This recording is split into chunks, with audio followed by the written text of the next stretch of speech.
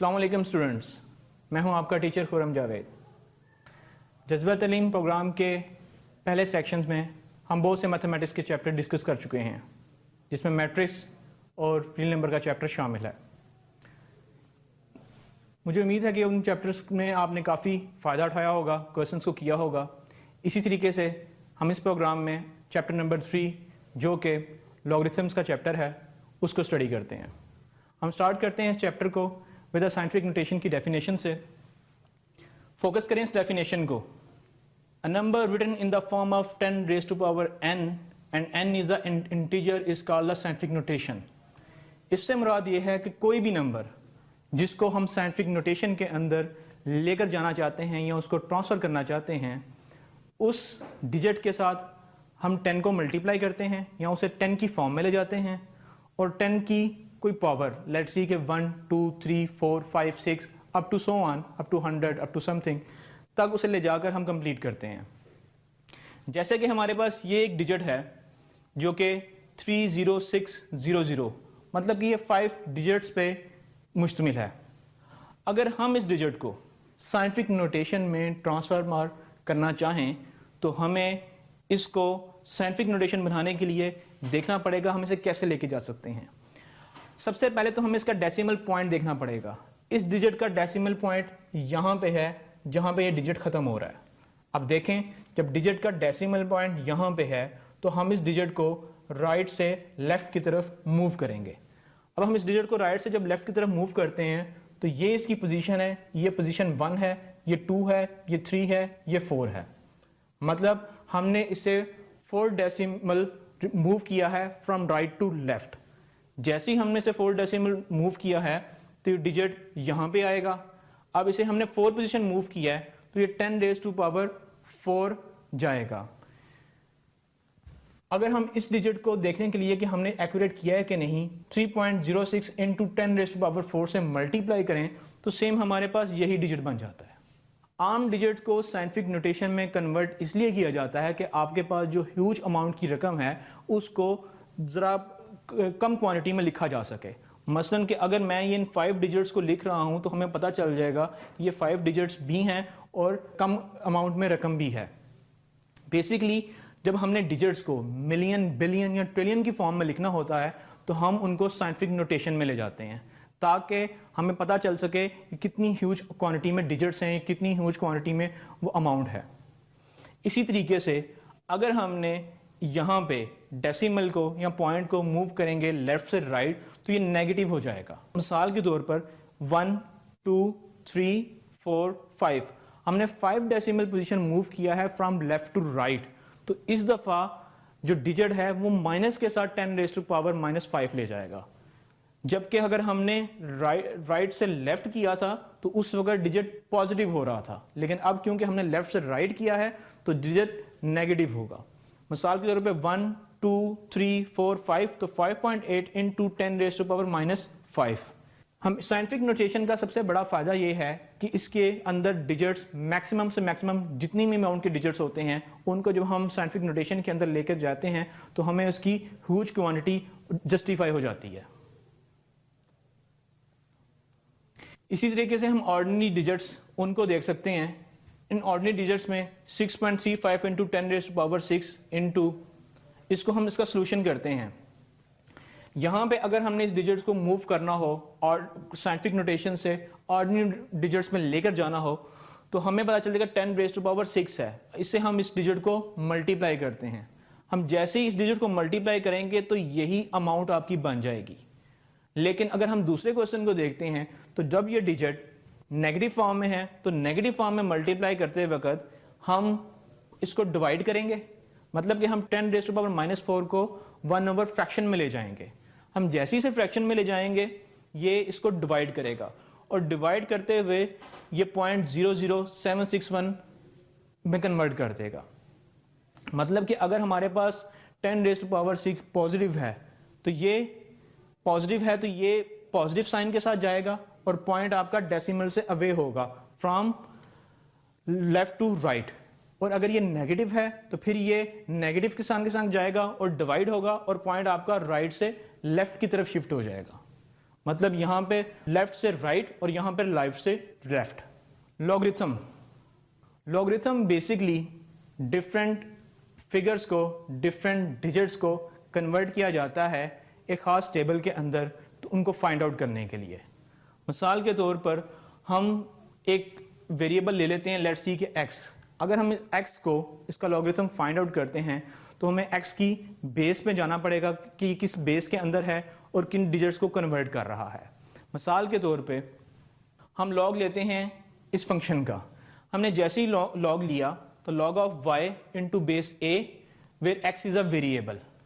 x से मुराद यहाँ पे कोई भी क्वांटिटी हो सकती है, लेट्स सी के 10, 12, 15, 100 समथिंग।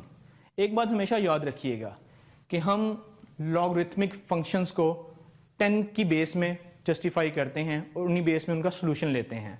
मसलन हमारे पास जो लॉगरिथमिक फंक्शन हैं वो 10 से कम नहीं होते, 10 या उससे प्लस में ही होते हैं और उनसे वो आगे जाते हैं। लॉज ऑफ लॉगरिथम्स, लॉगरिथम के बेसिकली 4 लॉज हैं। इन लॉज की अपनी अपनी एप्लीकेशंस हैं, बहुत ही सिंपल लॉ हैं लेकिन एप्लीकेशंस रखते हैं, और लॉज के और लॉगरिथम के जितने क्वेश्चंस हैं वो इन्हीं लॉज के ज़रिए हल होते हैं। मिसाल के तौर पे मैं यहाँ पे लॉगरिथम का पहला लॉ डिस्कस करता हूँ कि log of a into M N is equal to log of a into M plus log of a into N.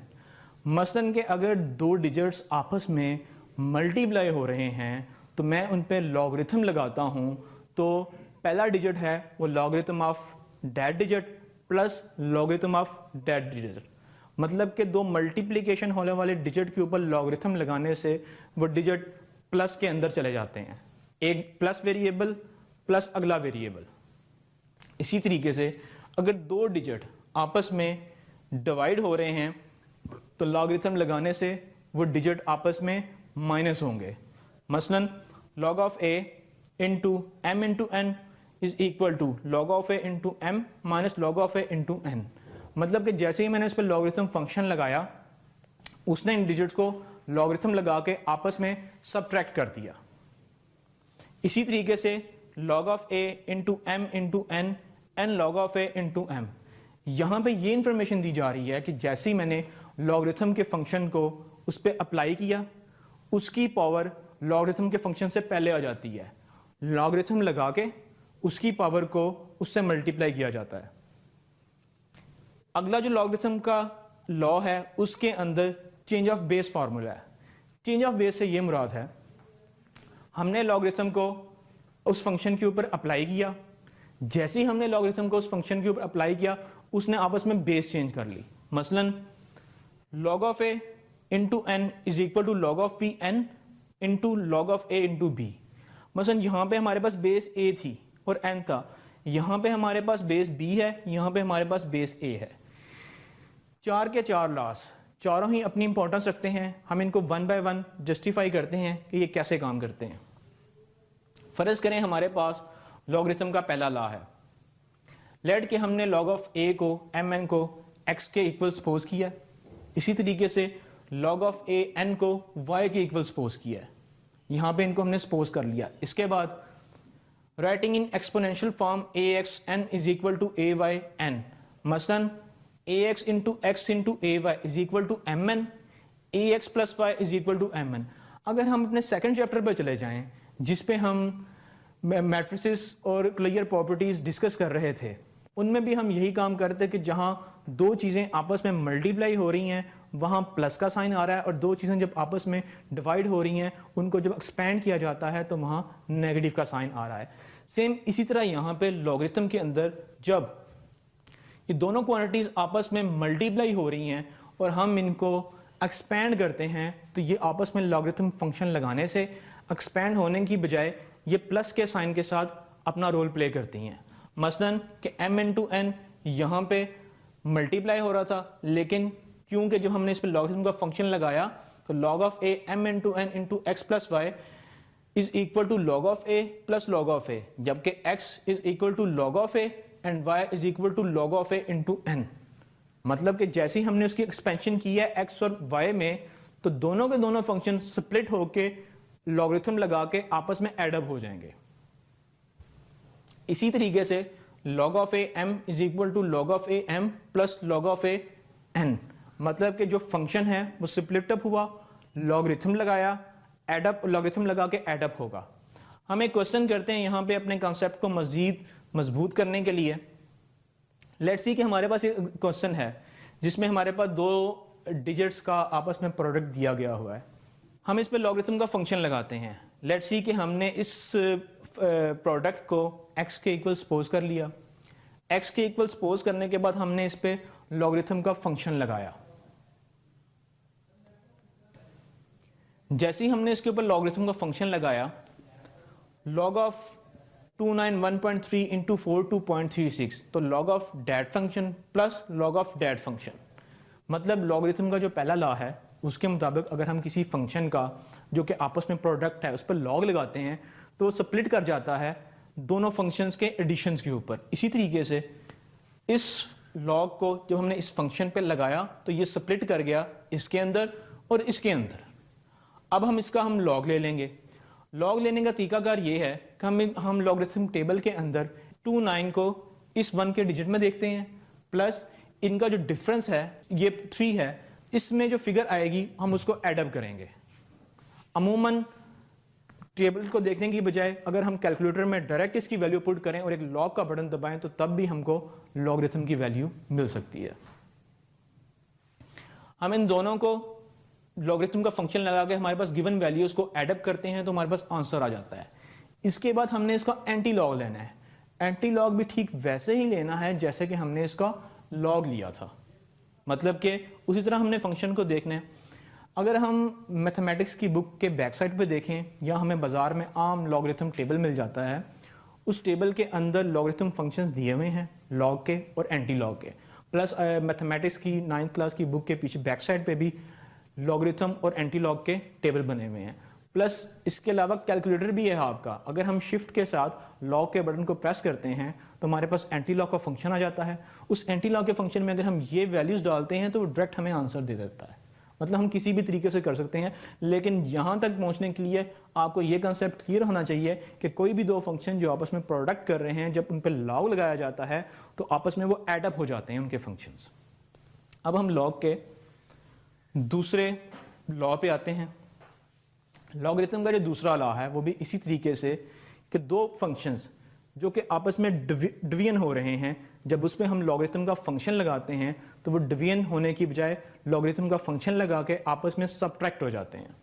इसी तरीके से अगर हम log of A M is equal to X और log of A N is equal to Y लेते हैं तो हमने जैसे ही इनको आपस में डिवाइड करना है तो डिवीजन करने के बाद a into log of A into that function minus log of A into that function में स्प्लिट अप हो जाएगा, जो कि x minus Y is equal to log of A into N minus log of A into N के दोनों functions बन जाते हैं।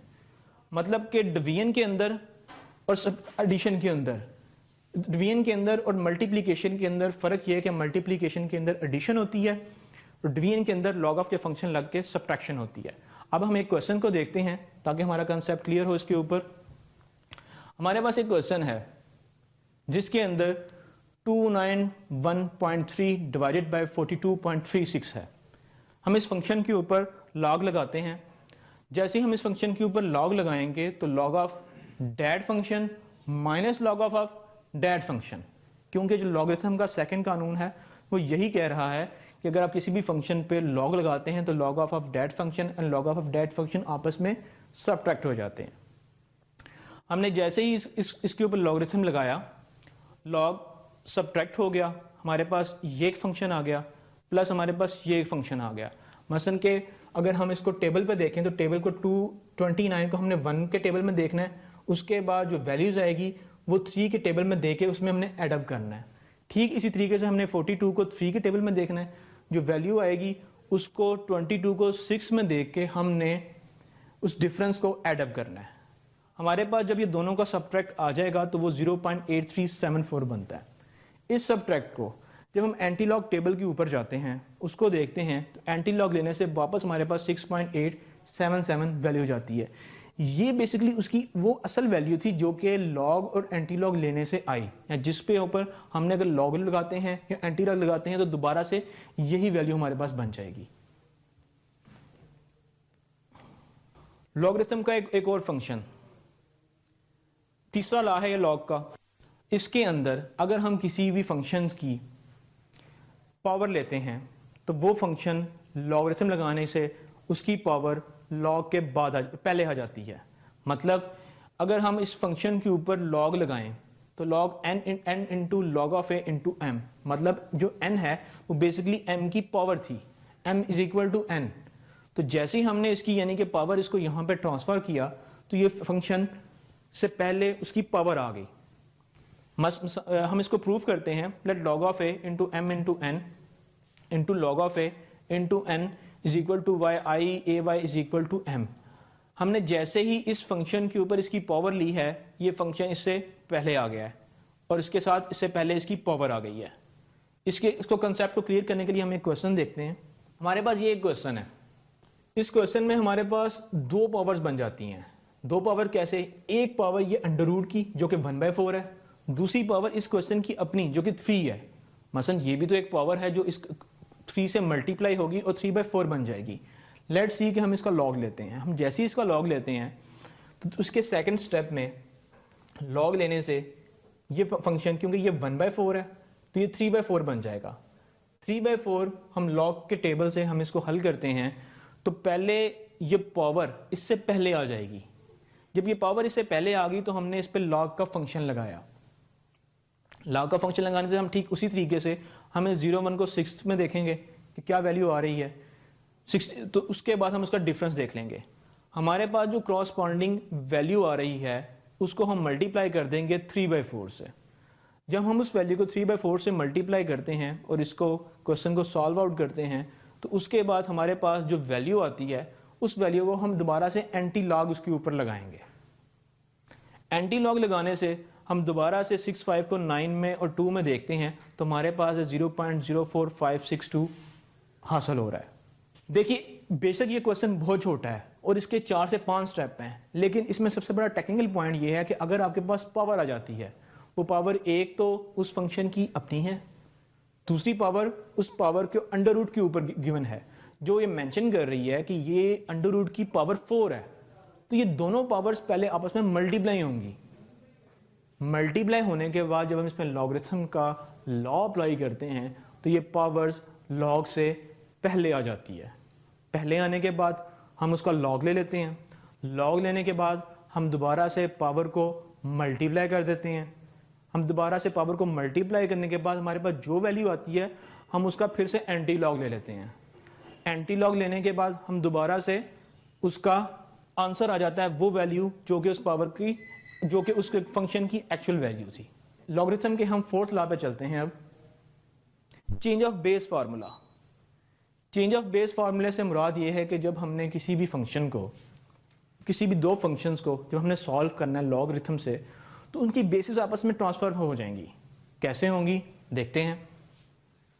लेट्स सी कि log of a into N is equal to log of b into N into log of a into b और log of b into log of b into N.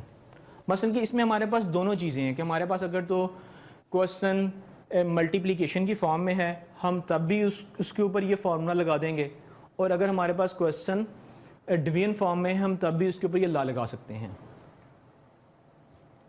Late log of b n is equal to x, then n is equal to bx, taking log to both side। हमने जैसे ही log दोनों sides पे लिया तो इनकी basis आपस में transfer होगी। मसलन क्योंकि ये bx था तो x पहले आ गया, x ऑलरेडी ही इक्वल है इसके, x ऑलरेडी ही इक्वल है इसके, तो जिसकी वजह से यहाँ पे हमने x की वैल्यू पुट कर दी। मसलन मैं दोबारा से इसको रिपीट करता हूँ कि हम log of b raise to power n is equal to x, हमने दोनों तरफ log लिया। जब हमने log लिया है दोनों तरफ तो हमारे पास log रिपीट हुआ है। हमारे पास जब log रिपीट हुआ है तो उनकी बेस आपस में ट्रांसफर कर रही है। बेस जब चेंज होती है, मसलन कि इसकी पावर x थी और x दोबारा से पीछे आया और x की वैल्यू ये यहाँ पे है, यही वैल्यू x की मैंने यहाँ पुट की, ठीक है। Putting n is equal to a in the above result and we get log of a into log of b into log of a into 1। मतलब कि हमारे पास इन दोनों की वैल्यू का जो प्रोडक्ट है वो इक्वल टू 1 के बराबर होता है। जब दोनों की वैल्यू का प्रोडक्ट 1 के बराबर होता है तो हमने इसकी value log of p is equal to over log of b दोबारा से यहाँ पुट की। जब हमने दोबारा से यहाँ पुट की तो log of a n into log of b n is over log of b a। ये एक कन्फ्यूजन पॉइंट है कि यहाँ पे हम क्या कर रहे हैं। हम बेसिकली यहाँ पे log of b and log of a जो कि दोनों की मल्टीप्लिकेशन है उस equal to log of a के बराबर है और जो कि 1 के बराबर है। मसलन log ऑफ a और log ऑफ p जो कि बेस में है, इन दोनों की multiplication log of a into a के बराबर है। यहाँ पे a इसकी क्रॉसपॉन्डिंग बेस है और यहाँ पे b इसकी क्रॉसपॉन्डिंग बेस है। लेकिन जैसे ही क्योंकि ये चीज़ इसके इक्वल है तो log ऑफ a b अगर हमने फाइंड आउट करना तो log ऑफ b उठा के हम इसके नीचे ले गए हैं और ये वैल्यूज हमने इस अपने एक्सप्रेशन में पुट कर दी है। हमने जैसी ही वैल्यू अपने एक्सप्रेशन में पुट किया है तो हमारे पास ये इसका क्रॉसपॉन्डिंग आंसर आ गया है। हम इसके क्वेश्चंस करेंगे ताकि हमारा कॉन्सेप्ट और क्लियर हो। हाँ, यहाँ पे एक इम्पॉर्टेंट बात कि हम जो बेस लेते हैं वो 10 में ही लेते हैं। जैसा कि मैंने आपको पहले भी बताया कि जब हम जो जितने भी लॉगरिथम फंक्शन लेते हैं ये बेस 10 के अंदर है और उनको हम बेस 10 में ही हल करते हैं। मसलन कि यहाँ पे जो हमारे पास गिवन बेसिस हैं वो 10 के इक्वल है और जितने भी फंक्शंस हैं वो 10 की बेस के अंदर ही सॉल्व होंगे। क्वेश्चन देखिएगा, एग्जाम्पल है हमारे पास कि log of 23 into log of 38 आपस में दो फंक्शंस मल्टीप्लाई हो रहे हैं, उन पर लॉगरिथम का फंक्शन लगा हुआ है। लॉगरिथम का फंक्शन लगा हुआ है तो हमने इसके ऊपर जब log अप्लाई किया है और ये बेस 2 के अंदर है तो इनकी बेस चेंज होगी। देखें log of 3 into 2 log of 3 over log of 2, मतलब जो इसकी बेस थी वो खुद एक फंक्शन बन के उसको डिवाइड कर रहा है। इसी तरीके से log ऑफ 3 इंटू 8 मसलन log of 8 divided by log of 3, मतलब ये जो उसकी बेस थी ये फिर से उसको डिवाइड कर रहा है। मतलब जो बेस होगी वो डिवाइड होके या मल्टीप्लाई होके उसके साथ लग जाएगी और यही बेसिकली बेस को चेंज होने का तरीकाकार है। log of 3 divided by log of 2 into log of 8 into log of 3। log of 8 basically log of 2 का कैसे फ्रैक्शन है, रिपीटिंग फ्रैक्शन है। इफ़ अगर हम 2 को 3 बार मल्टीप्लाई करें तो हमारे पास 8 बन जाता है। मतलब 2 into 2 into 2 raise to power 3 over log of 2। ये log ऑफ 3 इस log ऑफ 3 से कैंसिल आउट हो जाता है।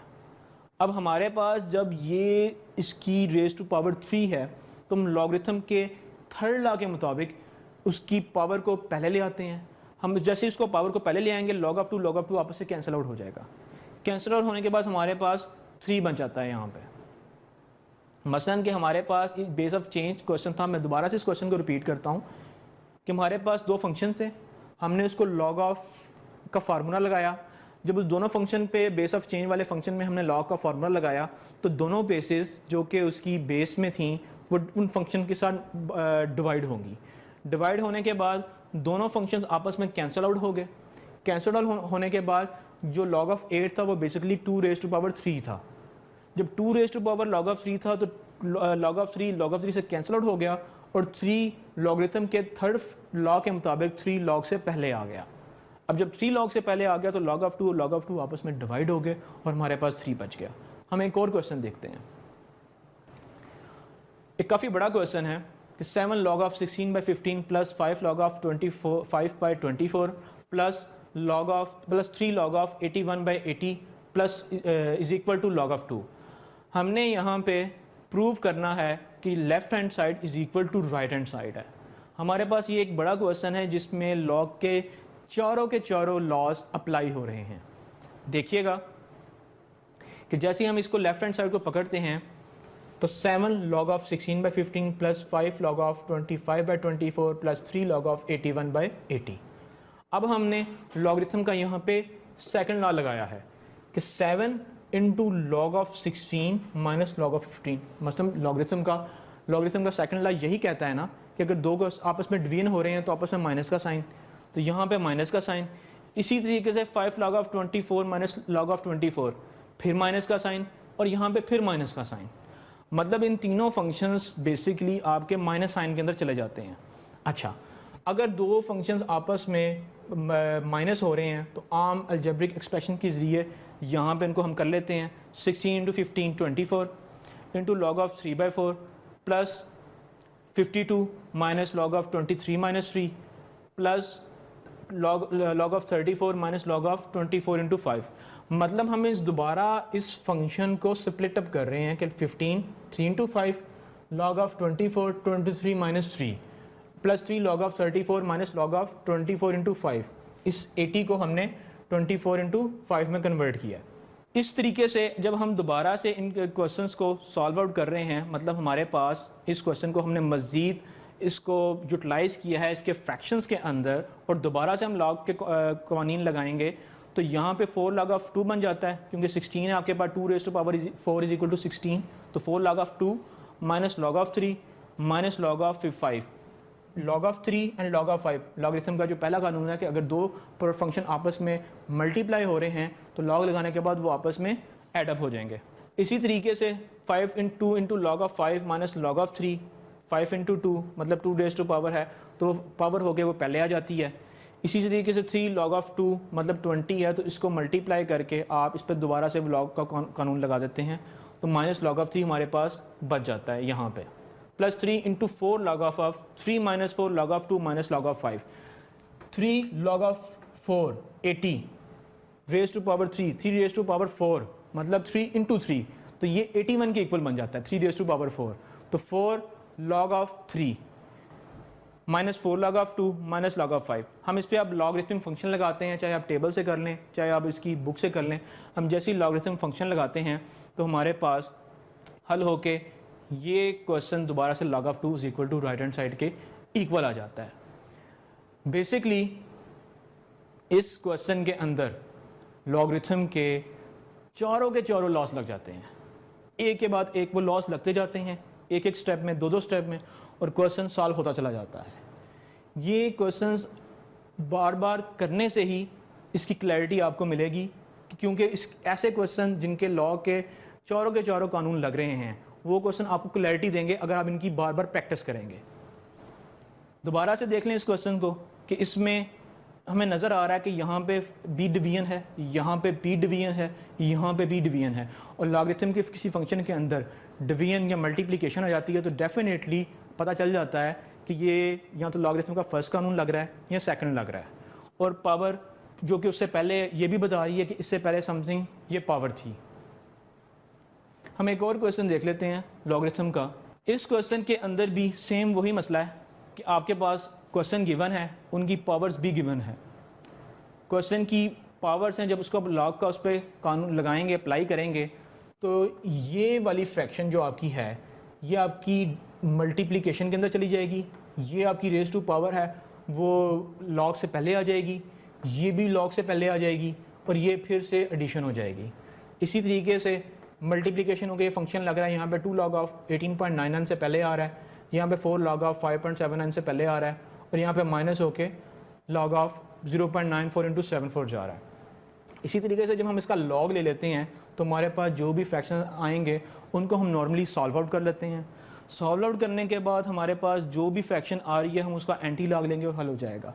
मसलन इसमें बेसिक पॉइंट क्या है कि बेसिक पॉइंट आपकी इसमें पावर है, जो पावर आपकी इसमें गिवन है, एक वो लॉ का आपका कानून लग जाता है, थर्ड लॉ ऑफ लॉगरिथम, दूसरा आपका इसमें एडिशन वाला लग जाता है, तीसरा आपका इसमें मल्टीप्लिकेशन वाला लग जाता है। मतलब इस क्वेश्चन के अंदर लॉ के तीनों लॉज लग रहे हैं कि जिनकी हेल्प से आप इस क्वेश्चन को सॉल्व आउट कर सकते हैं। अभी तक जितने भी हमने क्वेश्चन किए हैं वो साइंटिफिक नोटेशन और लॉगरिथम वाले, वो बार बार इसी चीज़ की इंडिकेशन कर रहे हैं कि हमारे पास डिफरेंट फ्रैक्शंस हैं और हम इन क्वेश्चंस को कर रहे हैं। लॉगरिथम के डिफरेंट लॉज की मदद से हम उन डिफरेंट क्वेश्चन को हल कर जाते हैं। यहाँ पे ऐसे क्वेश्चंस भी हैं जिनमें लॉगरिथम के 4 लॉज लग रहे हैं, और ऐसे क्वेश्चन भी हैं जिसमें लॉगरिथम के 3 लॉज या 2 लॉज या 1 लॉज लग रहे हैं। तो डियर स्टूडेंट्स, यहाँ पे हमारे इस चैप्टर का इख्तिताम होता है। मैं उम्मीद कर सकता हूँ कि आपने मुझसे काफ़ी कुछ सीखा होगा, समझा होगा। हम नेक्स्ट टाइम इससे अगले चैप्टर पे जाएंगे और बहुत सारे और क्वेश्चंस करेंगे और अपने कॉन्सेप्ट्स क्लियर करेंगे। तो मुझे यहाँ पे, बल्कि आपके टीचर को यहाँ पर आपसे इजाज़त चाहिए। अल्लाह हाफिज़।